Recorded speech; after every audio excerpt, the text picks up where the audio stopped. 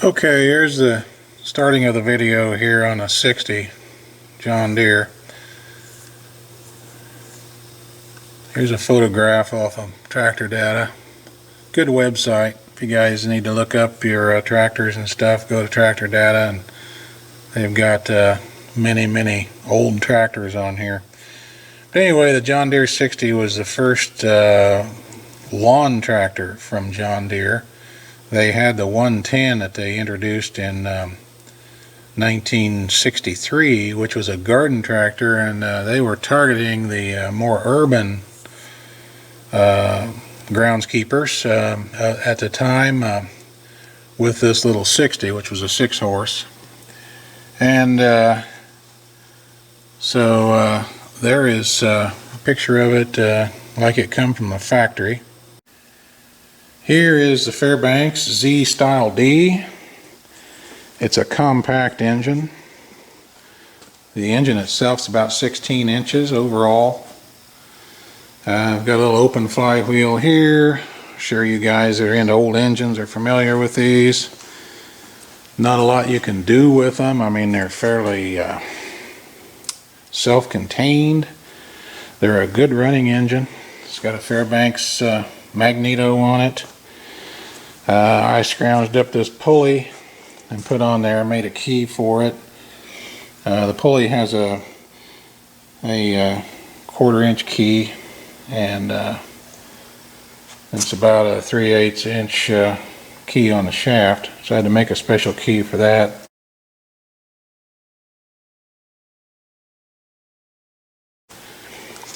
Someone has fabricobbled a muffler for it here. There's a couple different ways you can do the exhaust on these engines. Of course, it is water cooled, and I made up a tank for it just to test the engine, see if it's going to run okay, and it does. This tank configuration would all have to be changed in a tractor, but I think this might be a nice little engine for that little John Deere 60. And here it is after I've stripped it down. Stripped it down completely. I want to check all the wheel bearings and make sure I can get the rear wheels off. They are not your standard lug wheels. They slip onto a keyway. Sometimes these can be problematic to get off. I've got them laying over here on the floor, and some of the other parts are over here. There's the hood and the dash and some of the parts like that. Just wanted to get the thing stripped down and have a look at it and see if this project can even be accomplished. So from what I'm seeing, looks like a pretty good candidate. So back over to 60 here. It had a 6-horse Tecumseh vertical shaft engine on it originally. The engine was the weak link in these tractors. Lots of trouble with the engine. They had oiling system issues from what I've read and talked to people, and they were just kind of a problematic engine, and there's not very many of these with the original engine left. So a lot of them were scrapped. But with the vertical engine, it does have a horizontal peerless transmission in it. As you can see, the drive pulley is horizontal, and it has an idler here. This is the clutch. I'll get around here and actuate that for you. As I push down on the clutch lever here, you can see that that disengages the idle side of the pulley. There's the drive side down there. And there is the pulley that takes the belt from the engine, and of course somewhere along the line that belt had to have a twist in it to go from vertical to horizontal. So I feel like I can put a jack shaft underneath the frame and probably belt up to this jack shaft here and overdrive it and come up with enough speed to give this thing enough ground speed to make it drivable. Back over to the engine. I didn't mention before, you guys familiar with these engines and already know, but those who are not, the flywheel is crankshaft speed connected to the crankshaft inside, but the PTO here is connected to the camshaft, which is half crankshaft speed. So that presents problems in driving a tractor.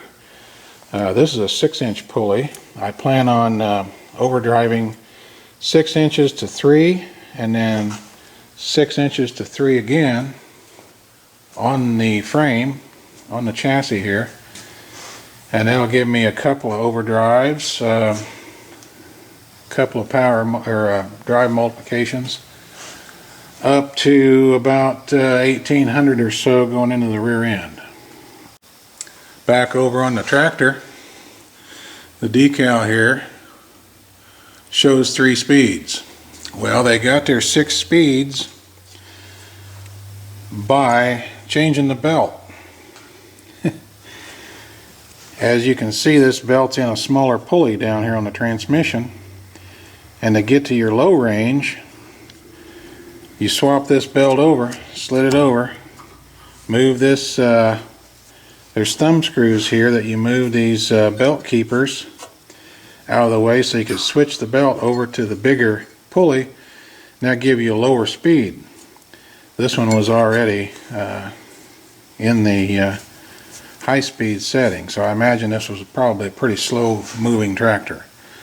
But that's how they got their 6 speeds, but you had to take things apart and loosen some bolts and move the belt over if you wanted to shift her down into granny. Sort of an afterthought, I would think, on Deere's thinking there. Good solid transmission, but I think they found out they needed more speed ranges. These little teardrop foot pegs are kind of cute. The whole tractor is just kind of cute as a button. It's got a nice steering gear in it, automotive type steering gear. And I'll build that back up, and the tie rod system is pretty robust under it, so I don't have any question about whether or not I can steer this thing easily or not with the weight of that engine up there. So back here, the drive system. That's about looks like probably an 8-inch pulley, and it's on with these bolts here that come through the top up here. I'm going to go ahead and pull that out of there, take that pulley system apart, see if I can put a smaller pulley on here, because I'm going to have to overdrive with that slow running engine, overdrive this system to get enough speed to make the tractor drivable. Okay, I pulled that jack shaft unit out of there.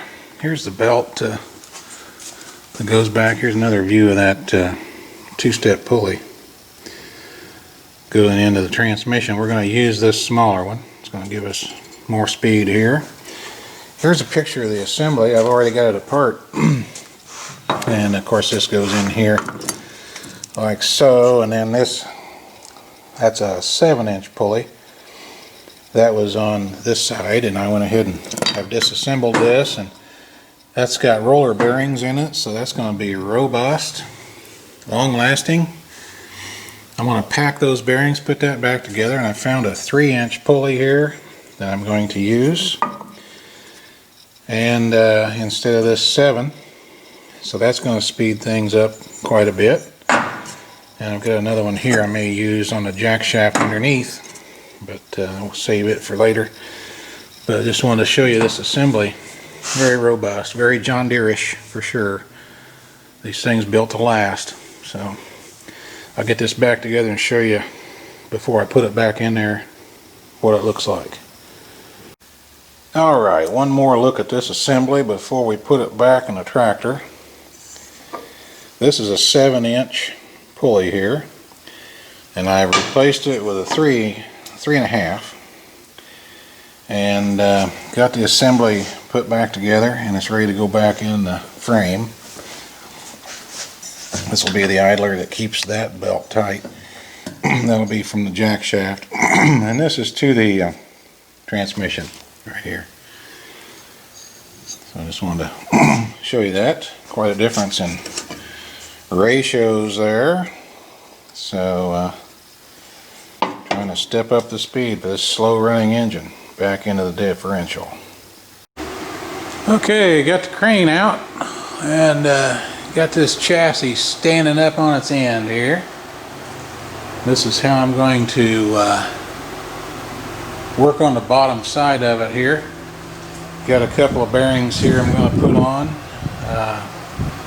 for the jack shaft underneath. I've got the engine pretty well fitted. Of course you can't sell it from here, but I've made some cuts and things and trimmed and shoehorned the engine in there. The engine's sitting over on the cart over there, ready to go back in.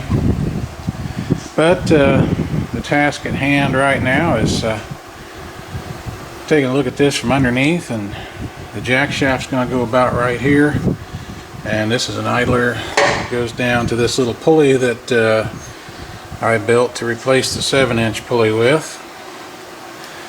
And we're going to put these bearings on here on the frame. Run the jack shaft under here. This pulley should sit about right here and just line up nicely with that pulley in there. So let's get on with it. Okay, here's the initial mock-up. Got the bearings bolted on the frame there. Scrounged up a belt that'll work pretty well. This idler is going to work pretty well tightening that belt. Where my thumb is there is a hook for a spring, so I can spring load that, and that should work fine. I've got to cut some keyways in the shaft, and also these bearings, they're all I had, but I'm going to make a couple of bushings to go in there and take up that slop, and also make them as well the collar to keep this shaft from sliding, you know, back and forth like this. So I'll put one on each side here and pin that in, and that will capture the bearings and the shaft, and the belt's handled. So I'll be back when I get these parts machined and get this thing buttoned up. We'll be ready to put it back down on its wheels.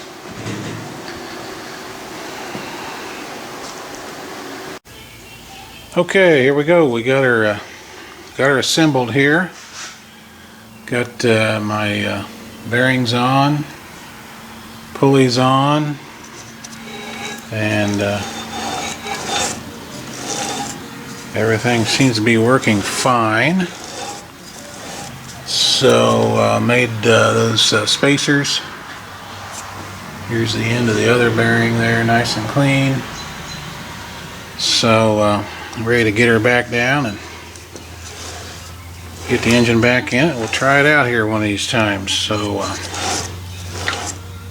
that's the final drive system. The engine comes down to this pulley.